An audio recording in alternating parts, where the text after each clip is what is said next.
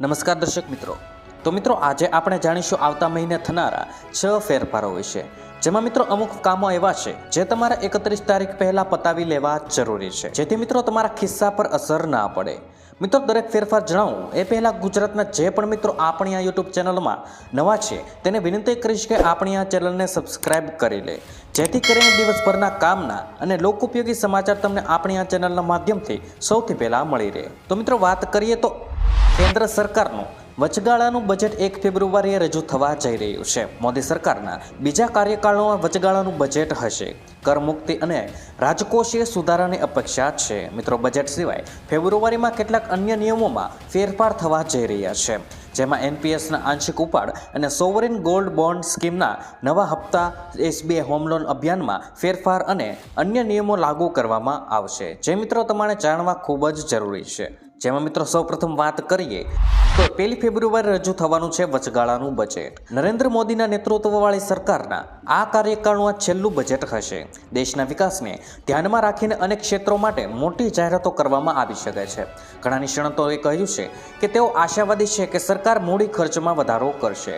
જોકે આ બજેટમાં કોઈ ખાસ જાહેરાત થવાની નથી, પરંતુ એવી અપેક્ષા રાખવામાં આવે છે કે કેન્દ્ર સરકાર મધ્યમ વર્ગ માટે તેમના ખર્ચાઓનું સંચાલન કરવા માટે કેટલીક રાહતો જાહેર કરી શકે છે. ત્યાર પછી મિત્રો વાત કરીએ તો સોવરિન ગોલ્ડ બોન્ડ. ભારતીય રિઝર્વ બેંક ફેબ્રુઆરીમાં નાણાકીય વર્ષ 2023 અને 24 શ્રેણીમાં સોવરિન ગોલ્ડ બોન્ડની છેલ્લા હપ્તા બહાર પાડશે. એસજીબી 2023 અને 24 સિરીઝ 4-12 ફેબ્રુઆરીના રોજ ખુલવાની છે અને 16 ફેબ્રુઆરી 2024ના રોજ બંધ થશે. જ્યારે મિત્રો અગાઉનો હપ્તો 18મી ડિસેમ્બરે ખુલ્યો હતો અને 22મી ડિસેમ્બરે બંધ થયો હતો. આ હપ્તા માટે સેન્ટ્રલ બેન્કે સોનાની ઇસ્યુ કિંમત 6,199 રૂપિયા પ્રતિ ગ્રામ નક્કી કરી હતી. ત્યારબાદ મિત્રો વાત કરીએ તો એનપીએસ ઉપાડના નિયમો. Pension fund regulatory and development authority એટલે કે પીએફઆરડીએ જાન્યુઆરીમાં નેશનલ પેન્શન સિસ્ટમ હેઠળ રોકાણ કરાયેલા ભંડોળના આંશિક ઉપાડ માટે માર્ગદર્શિકા મુખ્ય પરિપત્ર બહાર પાડ્યો હતો.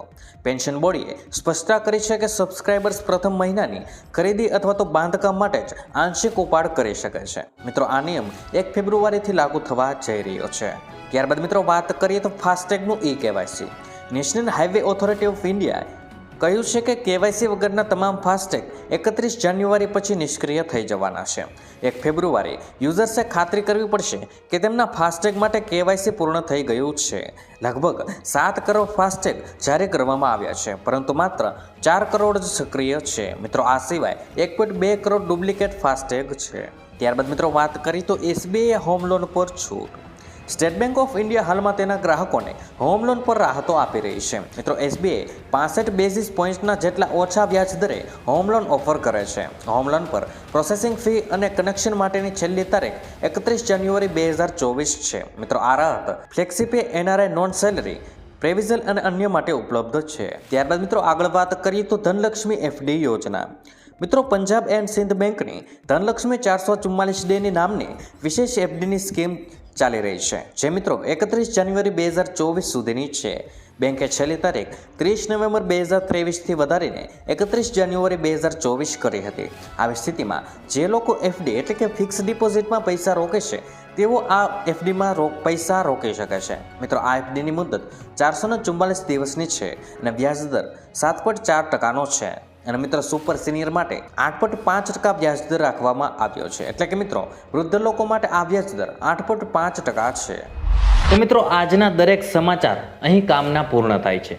આપને કહેવા લાગ્યા એ કોમેન્ટ બોક્સમાં જણાવી દેજો. અને વિડીયો કામનો લાગ્યો હોય, સમાચાર ઉપયોગી લાગ્યા હોય તો મિત્રો આ વિડીયોને એક લાઈક કરી દેજો, જેથી કરીને અમને પ્રોત્સાહન મળતું રહે અને દરરોજના ખેડૂતને લગતા, હવામાનને લગતા અને ગુજરાતમાં પળે પળના સમાચાર મેળવવા માટે ગુજરાતની આ ચેનલ તાતની વાતને સબસ્ક્રાઇબ કરી લેજો, જેથી કરીને ગુજરાતની દરેક અપડેટ્સ તમને મળતી રહે. તો મિત્રો હું મળીશ તમને આવતીકાલે નવા સમાચારો સાથે અને નવી માહિતી સાથે.